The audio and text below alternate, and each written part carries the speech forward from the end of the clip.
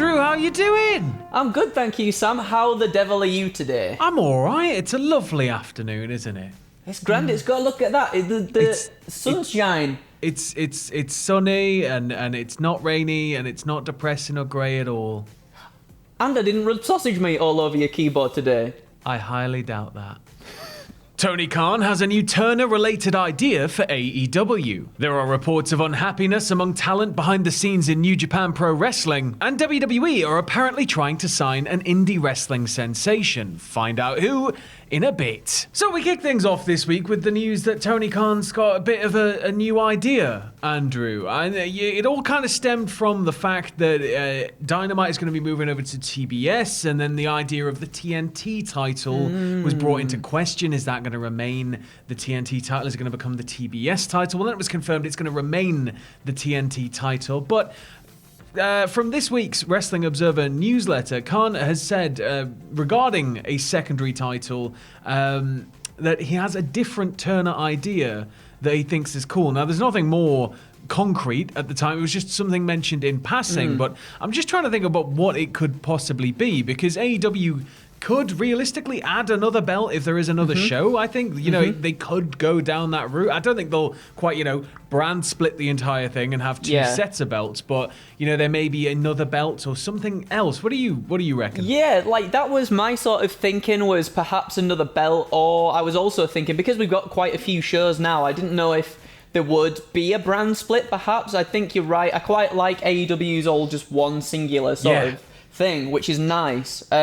However, I was thinking maybe like a Heritage Cup kind of thing, where someone holds it and then you could potentially go on to like challenge for the TNT title down the line with the cup or something, or just have the cup as the actual title and then just defend that. I thought that might be kind of cool. See, as well. I was thinking something similar, but maybe something more like not this exact concept. Don't explode at me in rage. I can see you all typing right now.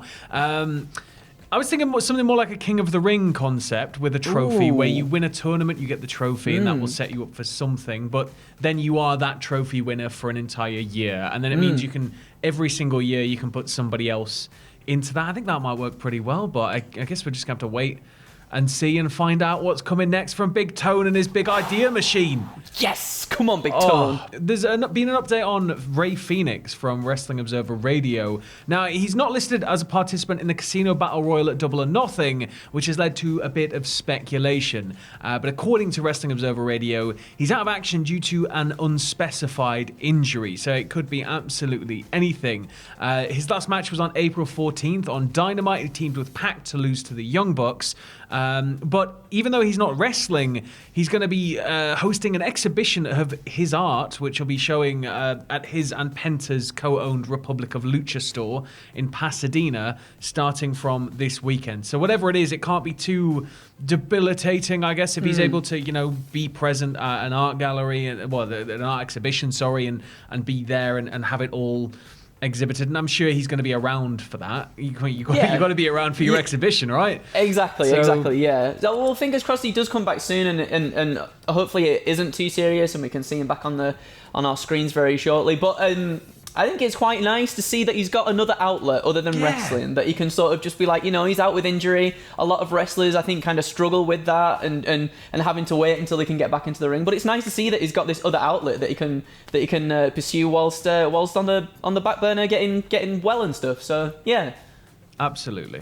So again, keeping it with AEW, there's been a bit of speculation surrounding Don Callis, hasn't there, Andrew? And everything that's been going on with him, Kenny Omega, his relationship with Impact, his job with Impact. What's going on?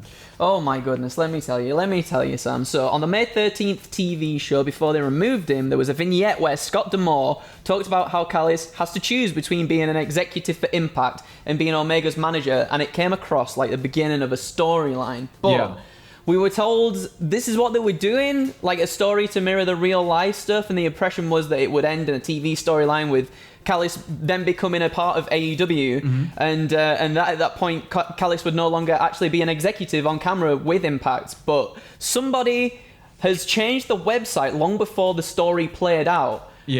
Callis is said to have been a key person in the creative as of late, as the key writers are Jimmy Jacobs, RD Evans and Tommy Dreamer and D'Amore. They're the guys in charge at the moment. But it seems to be like this story has gone up on the interwebs and things have got it seems to be a little bit confused with what's happened here. The basic gist, it appears to be his not being an executive is legit now, so he isn't an executive with Impact now, it seems. And the removal on the website may have been that the left hand, it says in the notes, that the left hand not knowing what the right hand had planned. So I think maybe there could have been some crossed wires there. It sounds like what the Observer is kind of getting at is that somebody was told, oh, this is going to happen. But I think it's been crossed communication, and it's gone live, and then it's all kind of been we'll just do it anyway. We'll do it anyway. And I think that's the best thing they can hope to do with it is to just move forward as they would if they can build something around the fact he's leaving, and even get somebody over on the way out in order to do that. Then that's the right thing to do. It's certainly not going to harm Don Callis. It's certainly not going to harm him at the side of Kenny Omega. It's not going to harm him. His orating skills in general, like the guy, just give him a mic and let him go, and he's going to prove his worth wherever he goes. So I think it's a good thing for Impact if the relationship isn't quite where it was, and everybody wants to move forward. Then have at it. Two more bits of news surrounding Impact coming out of the Wrestling Observer newsletter this week. One concerns Moose, whose contractual status has been up in the air, I think it's fair to say. There's kind of rumblings that he was going to be leaving Impact. There was rumblings he could be going elsewhere. He could be leaving wrestling. There could be all sorts. The standard thing when somebody who has a bit of a longer career now is like, ooh, and starts teasing things. But apparently, it now looks like he's either close to or has signed a new deal, which completely changes the dynamic of Omega Moose, as the Observer said. But it could be at Slammiversary now, and if he signed a new deal, it could just extend straight on through. I mean, Slammiversary is such a big show. That I think it would warrant a match of that size, surely. I think so, yeah. And I mean, I think Moose staying in Impact is a good thing, because I think he's been doing some really good stuff in Impact, and I think he deserves to hold the belt, and just him and Omega would have an amazing match. Both guys get the best out of their opponents, and them two together is just going to be, chef's kisses them. It'd just feel weird, wouldn't it? It'd just feel weird. Seeing Moose anywhere else now, I feel, at this point. He's so synonymous with Impact. He's just one of the Impact mainstays now, for me. When I think of Impact and all the good things at Impact, it's Moose. And, it's just, I'm quite happy that this relationship could be, extending a little bit further. Oh, completely forgot to mention there as well. Just went off on an absolute tangent about Moose. Apparently, Impact, according again to the Wrestling Observer, were in talks with Chelsea Green this past week, but so far no deal has really come to pass. No pen's been put to paper. But if there's any updates, we'll keep you posted. Just keep it with us. Now, from Impact, we take it all the way to New Japan Pro Wrestling, where Dave Meltzer is reporting that there is quite a bit of unrest going on behind the scenes, specifically since the COVID outbreak, and people are very unhappy about things like quarantine, and it mainly appears to be the foreign talent. Now, multiple sources close to the issue have apparently said that the things that have been talked about for the last week are all part of the story, and it's something everybody should be keeping an eye out for. The only public mention of any of it so far has been by Finlay when he noted that his son was thinking about his future. There are wrestlers who have talked about not returning to Japan until quarantine's lifted, and others are apparently, assessing their options that lie ahead of them. Ospreay left Japan when the shows were cancelled, along with many of the other foreign talent, and then only just found out, oh no, it's going back ahead on the 22nd. So I think it's just a lot of back and forth by the sounds of it. But yeah, it just seems that they feel like they're maybe a little bit kept in the dark. That it's difficult, and it's just horrible because Japan's vaccination system. Like they needed to approve all of their vaccines in country, and they needed to do all that. So it's going to take longer. And they're currently, fighting toward the Olympics, whether that's going to go ahead or not. And the people don't want it to go ahead. And there's like a spike in infections and all sorts of stuff happening. So a lot of this is beyond New Japan's control, I feel, especially if it's all related to the quarantine aspect of it. But I think with things like, we're shutting up shop. Oh, we're back. That's definitely something you can look to the company and be like, guys. But then I'm assuming they would have been acting on government guidelines. So I don't know if it's more frustration at New Japan and the way they're handling it, or a bit of frustration, the world and everything that's still going on all this time since it began. But we will keep you all updated as and when any more developments in this story come to light. Quickly looking back to AEW for a split second. I know we're all over the place today, aren't we? Just bouncing around like pinballs. A star is gonna be out for at least 6 months. Andrew, who is it? What's going on? What's happening? Give me the lowdown. Whoa, Sam! Let me tell you. So, it is Kip Sabian. It's Kip Sabian. So, Dave Meltzer reported on the Wrestling Observer newsletter, Kip Sabian underwent shoulder surgery on the 17th of May. The angle a few weeks back where Miro destroyed his arm was done because he needed the surgery. So obviously a way to take him off TV. Miro slammed the door in his forearm as opposed to the shoulder, which is a good shout. Don't hurt his shoulder anymore. So the actual injured body part, obviously. But it would make sense since, he'll be in a sling for a while.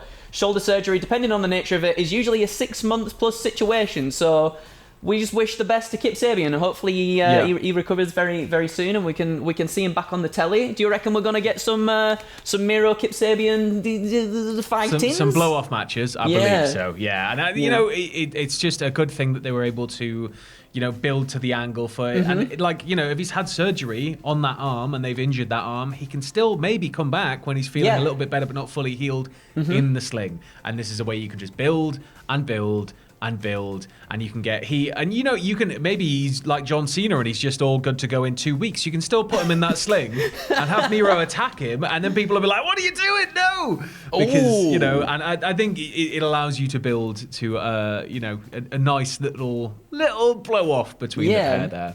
And finally, apparently, WWE are pursuing an indie wrestling sensation, and one that's been a bit restricted and off limits to North America for quite some time. And that indie wrestling sensation is Speedball Mike Bailey. Now, apparently they're working on signing and getting visa issues taken care of for the deal with Bailey. And the whole reason that Bailey hasn't been able to be in North America was, I think he outstayed a visa. There was a visa issue that led to him being, banned from entry into the country for quite some time, which is a huge shame because Speedball was just about to really take off.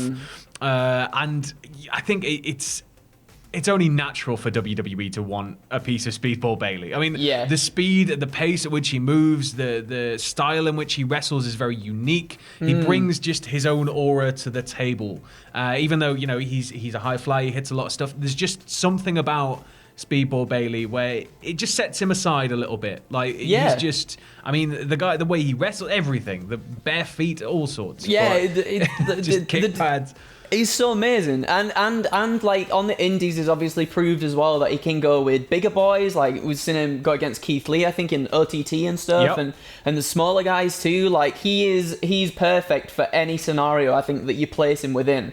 And he's got so much experience as well, so he can just do good stuff. You could put him into NXT, you could put him straight on the main roster, I'd argue, as well. But it might take a little bit more time. Just do not put him in 205 Live.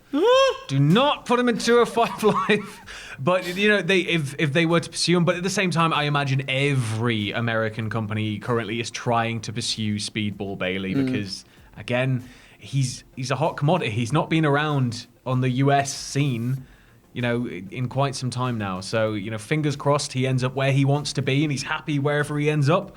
But, it's exciting times. Woo. It's exciting times. I kind of really want to see some matches with him in AEW first, though. Just get some stuff out the way. Can you imagine, Sam? Can you imagine? Turns up at Double or Nothing in that Battle Royal or whatever. You're just like, I'm here. But yeah, I guess if there's any more developments on the Speedball news, as I've said several times throughout this video already, we will keep you updated if you just keep it with us for all of your wrestling news information. But that's it from me and Andrew for your, I know you said Thursday, your Friday Let's afternoon not go news. backwards.